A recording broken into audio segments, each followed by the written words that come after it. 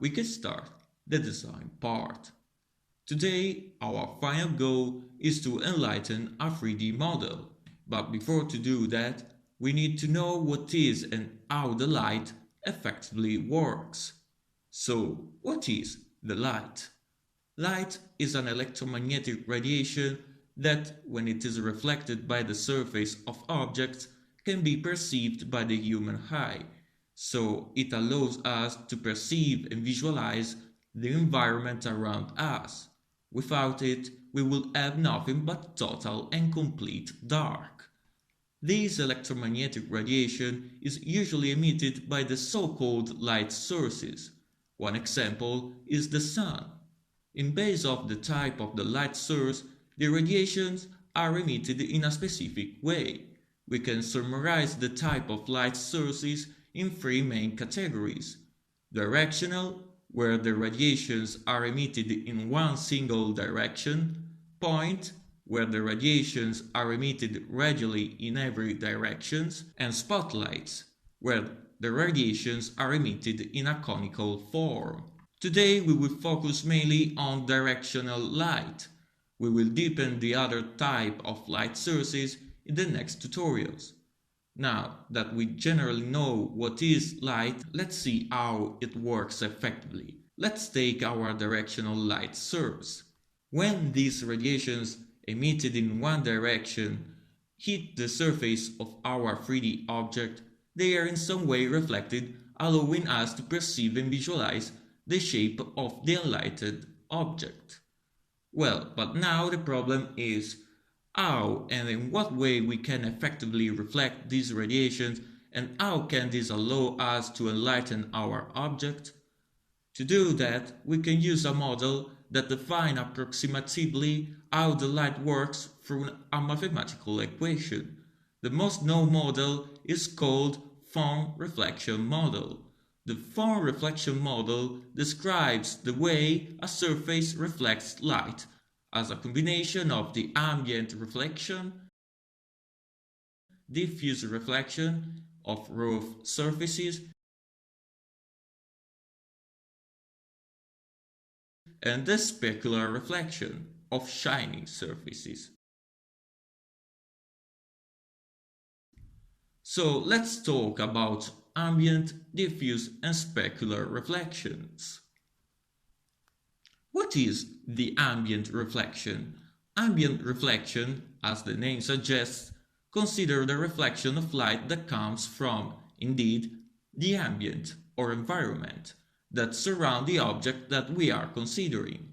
We can call this reflection of light indirect reflection or secondary reflection, because they are reflection of light that not comes directly from the light source, like sun, but that comes indirectly from the elements that compose the environment, like for example, a light blue sky. Phong Reflection Model is a local illumination model, so it only considers the reflection of light that directly comes from the light source. So, to account for indirect reflections, the Phong model approximates the ambient reflection as the multiplication between the Ke, that is the ambient reflection coefficient that goes from 0 to 1, and IE, that is instead a fixed approximate RGB color of the surrounding environment. Now let's talk about diffuse reflection. The diffuse reflection is the reflection of light from a surface such that a beam of light that hits the surface is scattered at many angles, giving the effect to have a brightness that is the same regardless of the observer's angle of view, as we have seen from the images. How can this effect be achieved? Let's focus on the part of the equation that is responsible of the diffuse reflection. This part, also called Lambert reflection, is composed of three main terms. Kd, which is a diffuse reflection constant value, the dot product between light direction and the normal of the surface, and the Id, which is the diffuse color value of the light. Let's focus mainly on the dot product. Here we have a dot product between the light direction and the normal. Light direction is a vector direction. We have already faced vector direction in the previous tutorial, and we know that we can easily retrieve it by using a rotation matrix.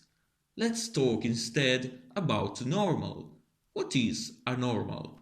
Normal is simply a unit vector direction that is perpendicular to a given surface, like a triangle, for example. Let's take a 3D cube. Each vertex of each face or triangle that compose our cube will have a normal that indicates in which direction that particular triangle is oriented. These normals are usually defined in free offering tools like Blender, 3ds Max, and so on. In our case, we will easily retrieve them by using the OBJ loader used in the previous tutorial. Well, at this point, what is a dot product? A dot product between two 3D vectors' direction is the cosine of the angle between these two vectors. That means we can establish the amount of the light that a particular point of the surface of our 3D model will have. Indeed, it returns a value that goes from -1 to 1 that helps us to quantify the amount of light. Let's see what these values means. If we have 1, it means that the angle between the two vectors is 0, and so the triangle is completely hit by the light. If we have instead a value that is, for example, 0.707, it means that the angle between the two vectors is 45 or -45 degrees, and so the triangle is partially enlightened by the light. If we have instead a value of 0, it means that the angle between the two vectors is 90 or -90 degrees, and so the triangle is not more hit by the light radiation, and so it will be black. This last behavior is applied even for the negative values, so we will consider only the positive values that goes from 0 to 1. Very well, we can go further and talk about specular reflection. What is the specular reflection? The specular reflection is a mirror-like reflection where the surface of the object reflects more or less precisely the environment around it, like in these images. In this case, only the light is reflected. How can this effect be achieved? Let's focus now on the part of the equation that is responsible of the specular reflection. Even this part is composed of three main terms: the Ks, which is a specular reflection constant value, the term in the middle, which is the dot product between the reflected vector and the ray pointing towards our camera, elevated to the power of alpha, that is the so-called shininess constant, and then the Is, which is the specular color value of the light. Let's focus again mainly on the dot product.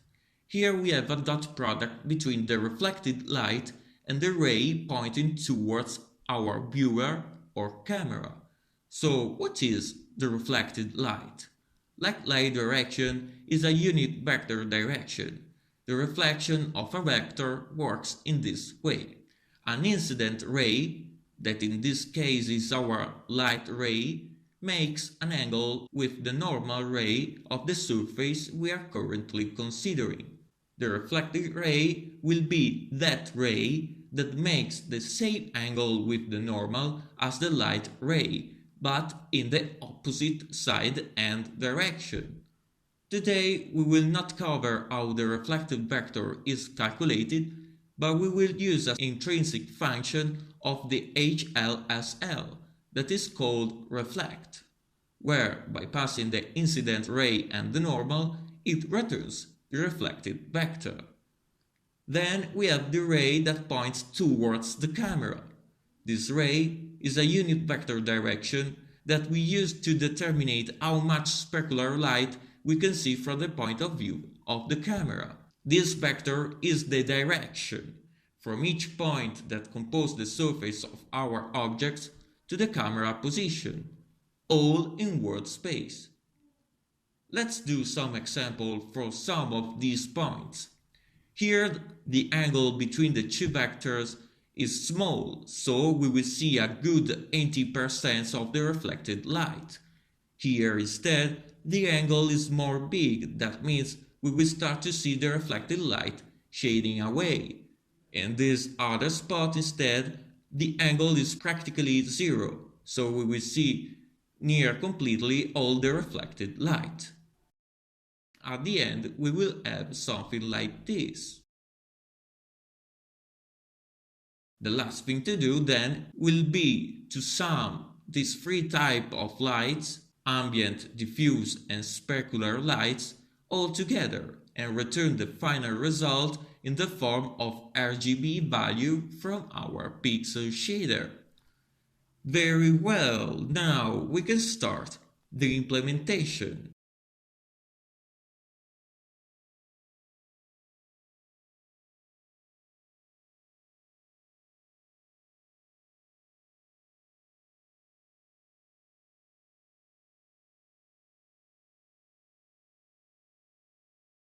As first thing, let's go to App Window C++ and let's substitute our teapot with our new staging model.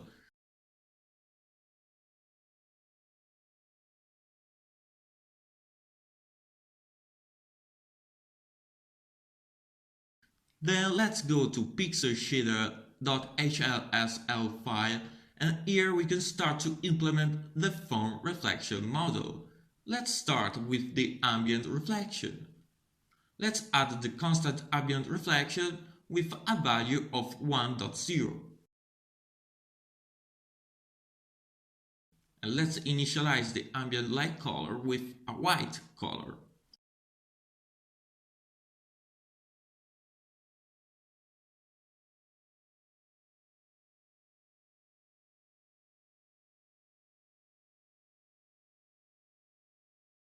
At this point, let's multiply them and let's return the result.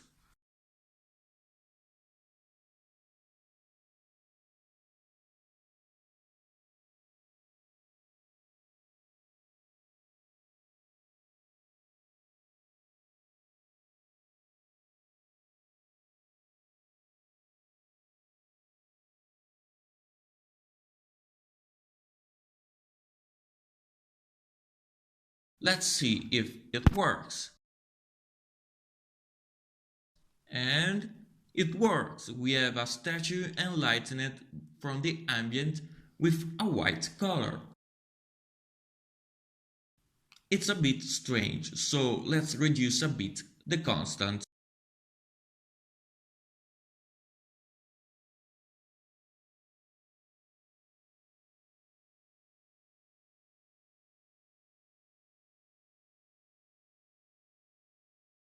Much better.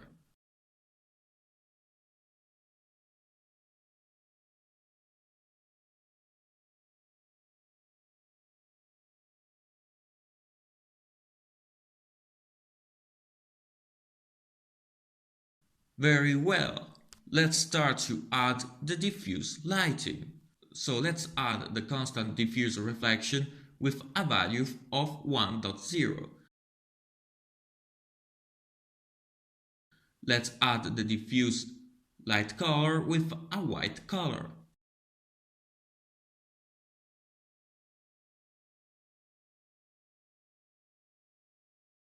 At this point, we can start to implement the dot product.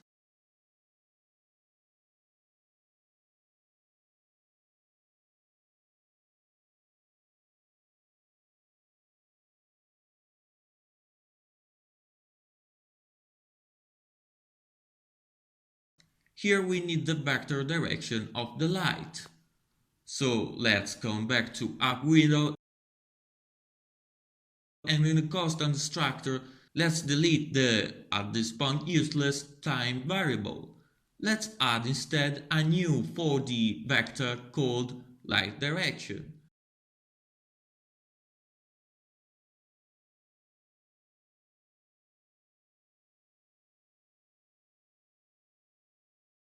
Let's remove all the time variable references.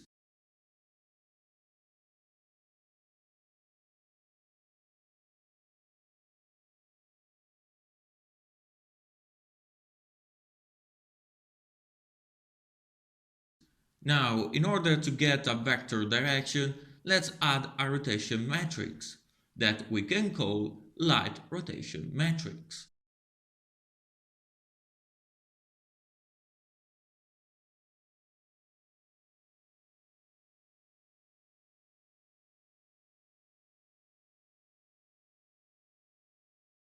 And let's set a rotation around the y-axis. In this moment, we can simply set a rotation of 0 degrees.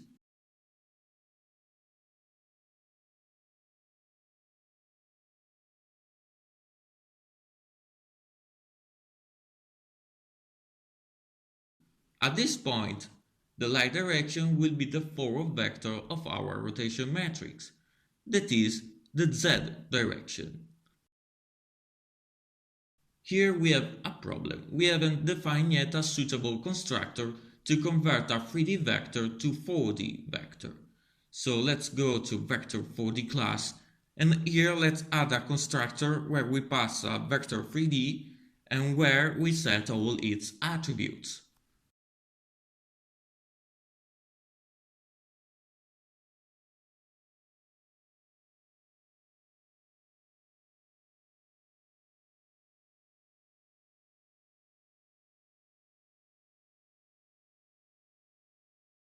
Let's come back to App Window, and now the error has gone away. What else? Let's come back to Pixel Shader.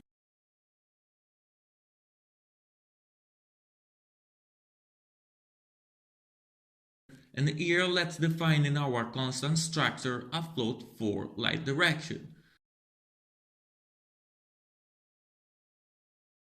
Let's put it inside the dot product function, and let's remember to select only the x, y, and z values.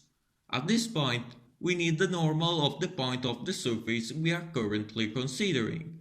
So let's retrieve these normals.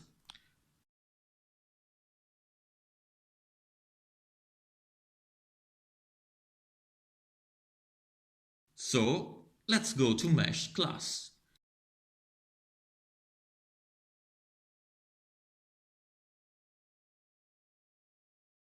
In the constructor method, where we actually load the model, let's retrieve the normals.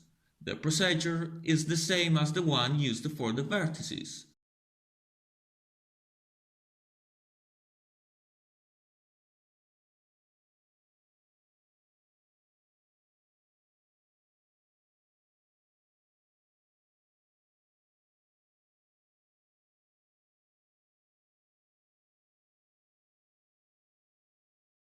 At this point, we have to pass the free coordinates to the vertex mesh object. But it doesn't support the normal at the moment, so let's go to vertex mesh class, and here let's add a new vector 3D attribute called normal.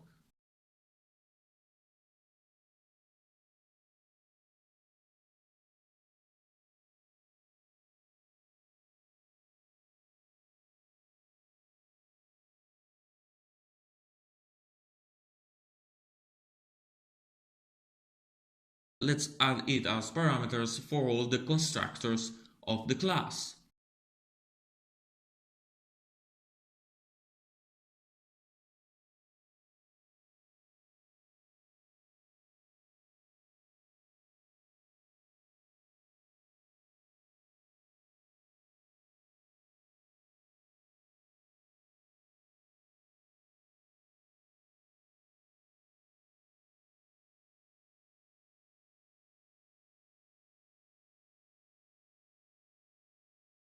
Very well, let's come back and let's assign the 3D vector normal.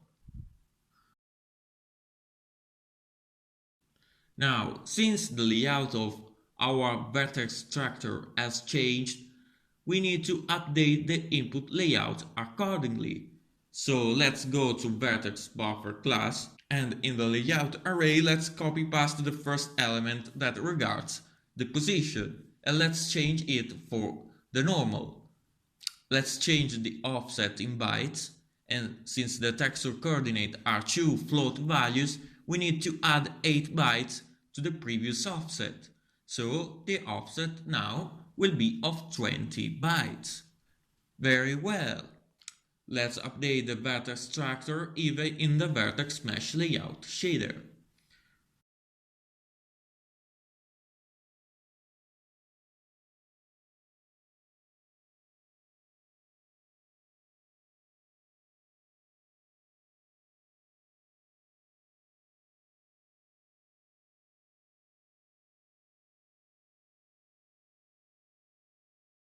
Let's come back to our pixel shader and let's update even here the vertex structure.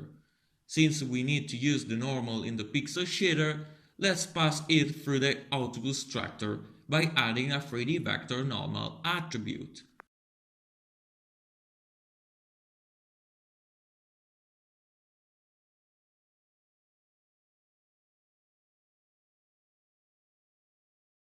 In the vertex shader, let's pass the normal from the input to the output structure.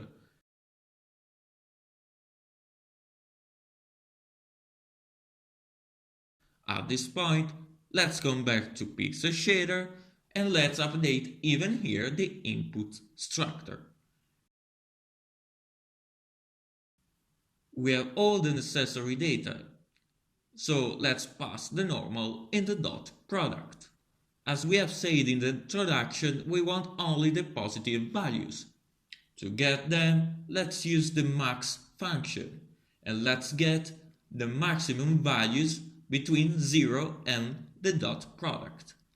Now we have to multiply all these elements all together to obtain the diffuse lighting.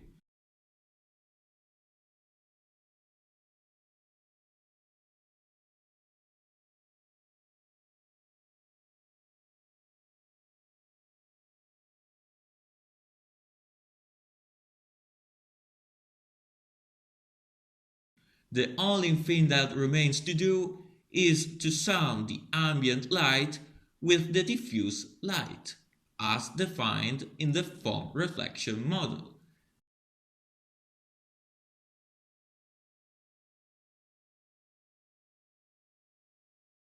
And at the end, let's return the final result. Let's see if it works.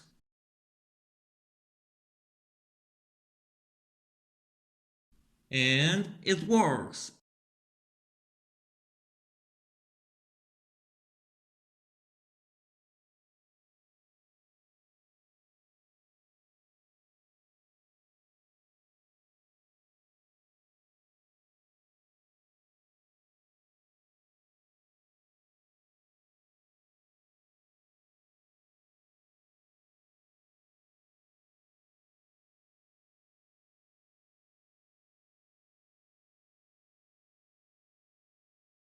The ambient light seems a bit too much yet. Let's reduce it a bit again.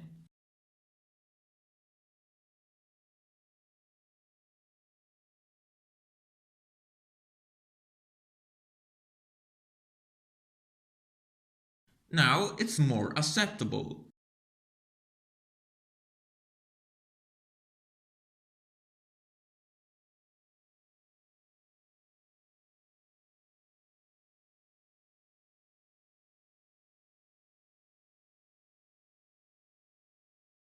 Let's make the things a bit more interesting. As first thing, let's go to App Window C++ file and let's reduce a bit the speed of camera movement.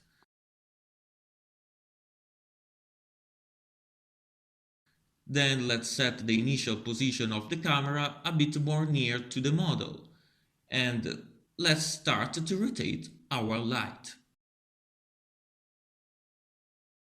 To do that, we can go to App Window Header file and here we can add a new attribute that we can call Light Rotation Y.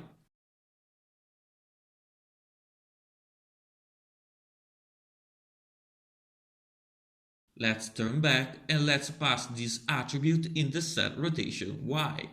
At this point, let's rotate our light of 45 degrees each second. 0.707 are the 45 degrees in radians.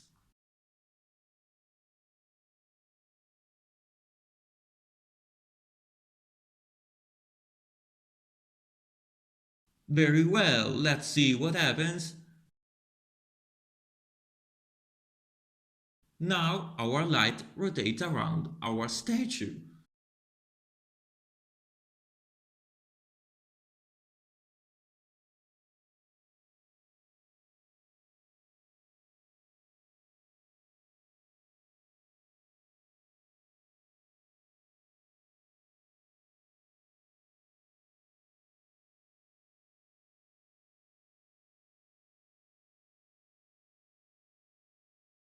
Very well. Now let's come back to Pixel Shader and let's comment the code a bit.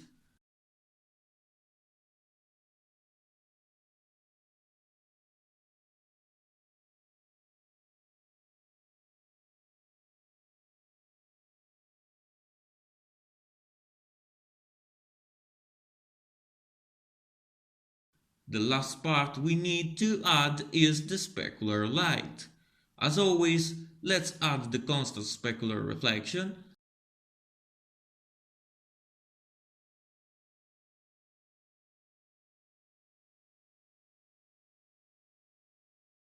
Then let's add the specular light color.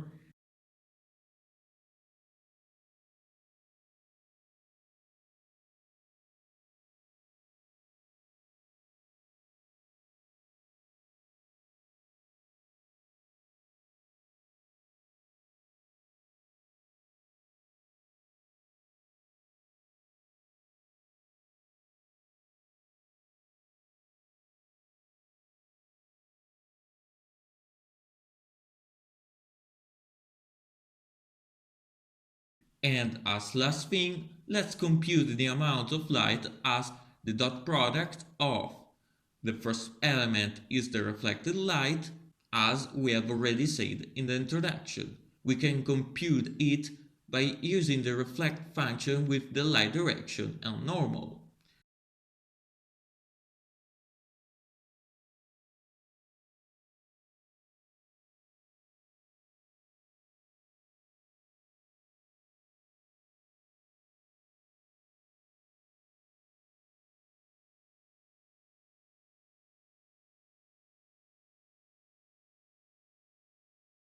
So far, so good. The last thing to do is to compute the ray towards the camera. To do that, we need to go to Vertex Shader. As first thing, let's define our ray in the output structure. Let's call it simply direction to camera.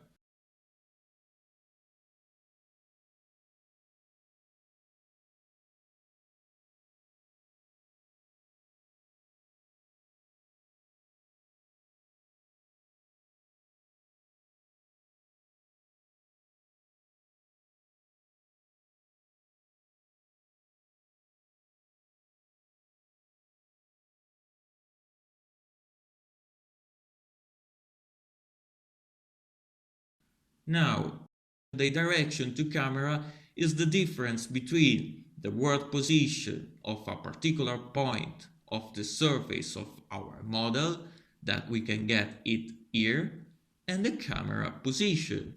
We can get the camera position by going to App Window, and in the constant structure, let's add a new vector 4D called camera position.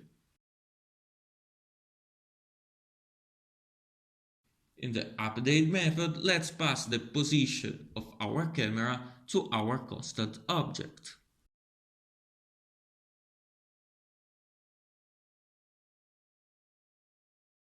Well, at this point, let's come back to Vertex Shader and let's add to the constant structure all the attributes we have added to the one of App Window.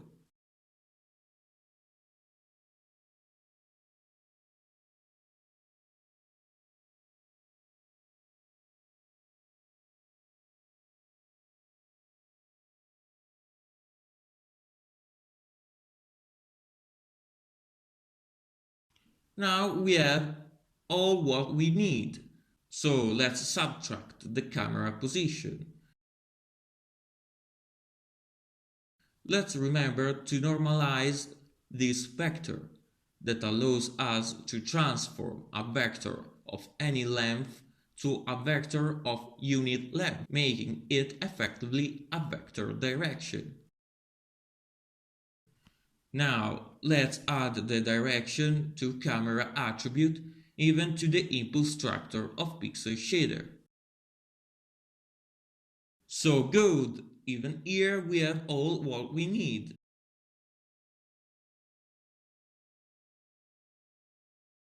The dot product is ready. As we have already done with the diffuse lighting, let's get only the positive values by using the max function.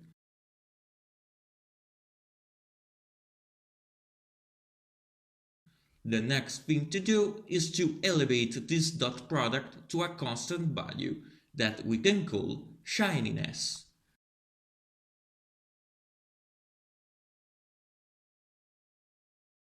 This shininess controls the size of the specular highlight. With a big value of shininess we have a little specular highlight, and the other way around.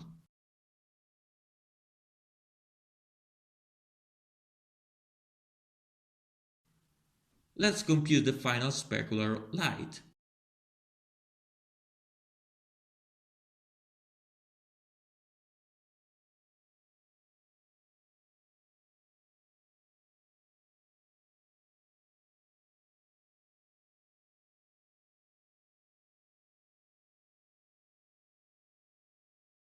And in the end, let's sum it with the ambient and diffuse lighting.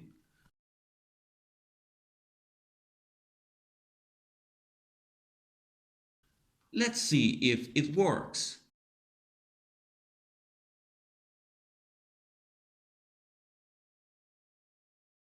And it works.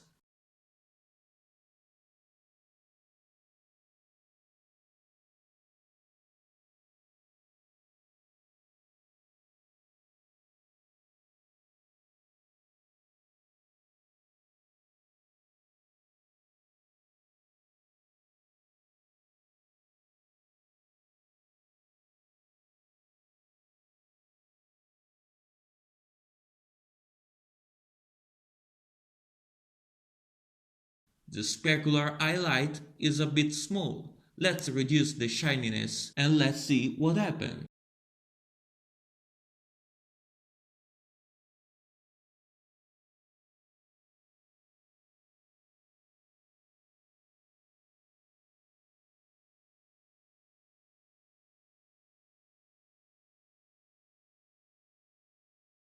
Now the specular highlight is more big.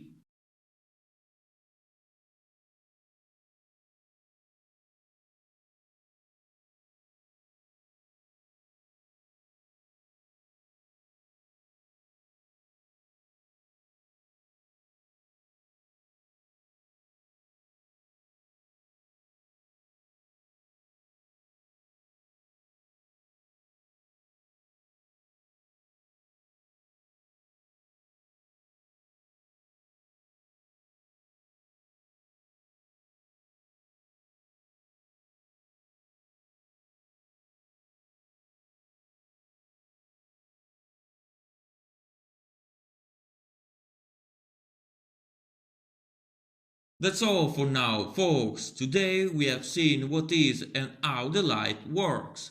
The next time we will talk about bump mapping. I hope you enjoyed this video. See you soon. Thanks for watching.